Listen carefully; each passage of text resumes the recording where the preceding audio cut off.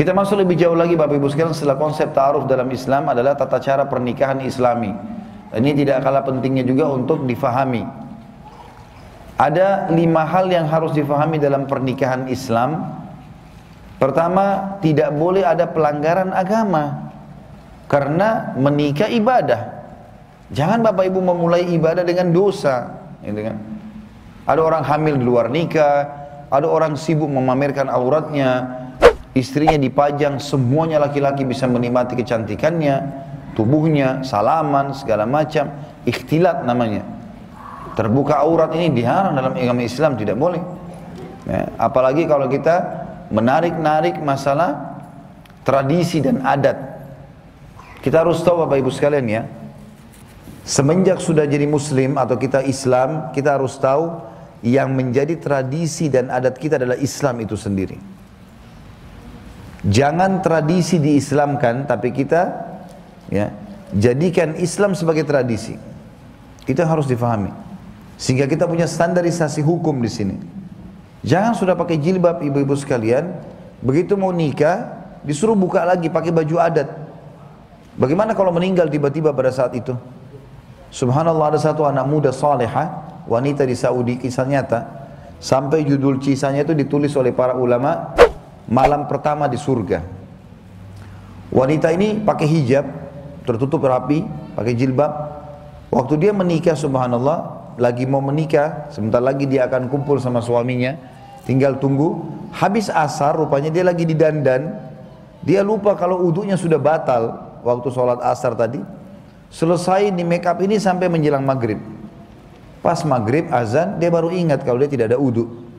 Maka dia bilang sama ibunya, kebetulan ada di sebelahnya, saya harus wudu ini, nggak ada wudu. Maka ini make upnya pasti rusak gitu. Kata ibunya, sudahlah sebentar lagi habis maghrib mempelai laki-laki datang. Dia bilang, nggak bisa ibu, ini haram dalam Islam kalau saya tidak sholat. Nantilah kamu jamak, nggak ada udzur untuk jamak, bukan musafir, bukan segala macam. Inti ringkas cerita, kata dia, maaf ibu, saya bukan tidak bakti tapi saya harus lakukan. Wudulah dia, wudu kemudian dia sholat. Kata ibunya, baiklah kalau begitu, percepatlah sholatnya. Sementara dia sujud di rakaat pertama Bapak Ibu sekalian, lama nggak angkat-angkat kepalanya si perempuan ini. Ini kisah nyata. Ibunya sampai bilang, ayo nak, cepat nak. Dia tetap saja sujud, terus saja begitu. Karena sudah lama, sampai mendekati setengah jam, maka ibunya penasaran. Didekati, begitu disentuh anaknya jatuh, ternyata sudah meninggal dunia. Meninggal dalam keadaan husnul khatimah, sujud kepada Allah dan tidak membuka auratnya yang Allah larang, gitu kan? Jadi jangan mulai pernikahan dengan hal yang haram. Berapa banyak kaum muslimin di Indonesia memulai pernikahannya dengan musik yang luar biasa, datang penyanyi-penyanyi yang terbuka auratnya, berapa banyak orang yang hadir di gedung, berapa banyak dosa yang dia panen. Kenapa tidak berpikir ke sana? Harusnya difahami nih Bapak Ibu sekalian, jangan ada kemaksiatan, jangan mulai dengan dosa, ini ibadah ya. Yang kedua, harus ada walinya perempuan. Tidak sah pernikahan wanita siapapun tanpa izin wali, dan walinya adalah ayah kandungnya. Kalau ayah kandung sudah meninggal, baru boleh pindah ke pamannya atau saudara-saudara ayahnya. Kalau sudah tidak ada, baru pindah ke saudaranya dia. Kalau dia janda punya anak sudah balik, maka boleh anaknya menjadi walinya. Sesuai dengan sabda Nabi SAW, ayyam amra'atin ankahat nafsaha bighairi idni waliyuha fanikahuha batil, batil, batil. Wanita manapun yang coba-coba menikahkan dirinya tanpa izin walinya, nikahnya batal, batal, batal. Kecuali walinya dalam kondisi kafir atau dalam satu keadaan yang melamar si wanita laki-laki yang sangat soleh, lalu ayahnya si wanita ini fasik, artinya orang yang jauh dari agama. Dia larang anak perempuannya nikah sama laki-laki ini karena mungkin dianggap sudahlah, nggak penting solehnya, yang penting dia kayanya, yang penting dia begininya. Dia tolak orang soleh. Maka di saat itu boleh pindah ke wali hakim. Kalau kita pemerintah, kita tentunya ada di KUA dengan istilah wali hakim. Tapi kalau enggak boleh sama sekali. Harus izin.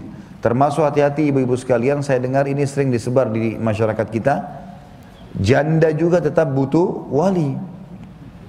Dinisbatkan kepada Imam Abu Hanifah, dikatakan dalam mazhab Hanafi boleh janda menikahkan dirinya. Ini pendapat kedua dari Imam Abu Hanifah, itu pun sangat lemah. Pendapat dulu yang paling kuat adalah tetap pakai wali. Karena wali itu fungsinya sebagai pendukung dan pembela ibu. Jadi seperti misalnya kalau laki-laki lagi mau nikah nih, kemudian dia lihat, kami laki-laki sini kalau lihat di belakang ibu ada walinya, ada ayahnya, ada pamannya, laki-laki itu seperti menghadapi laki-laki yang lain tahu, oh ini ada pembelanya. Seperti itulah. Jadi jangan terbawa dengan tanda kutip arus kebodohan di sini, menikah tanpa wali, dan ini membatalkan pernikahan kata Nabi SAW. Wanita manapun yang coba-coba nikahkan dirinya tanpa izin walinya, nikahnya batal. 3 kali kata Nabi SAW. Yang ketiga, harus ada mahar. Dan mahar artinya adalah harta yang diberikan oleh laki-laki untuk sahnya nikah itu. Dan ini makin sederhana makin bagus. Sebagaimana sabda Nabi SAW, aktsaruhunna barakah, akaluhunna mahra. Wanita yang paling banyak berkahnya, yang paling sedikit maharnya. Dan ini di Indonesia sudah diamalkan tentunya, perangkat sholat, Quran dan seterusnya. Ini termasuk mahar yang sangat baik ya. Bedakan antara mahar dengan uang yang diberikan untuk acara, itu beda, itu bukan mahar. Jadi kalau acara boleh laki-laki perempuan saling bantu-membantu, tapi mahar yang diletakkan pada saat akad nikah. Kemudian yang keempat adalah adanya 2 saksi yang terpercaya dari kaum laki-laki.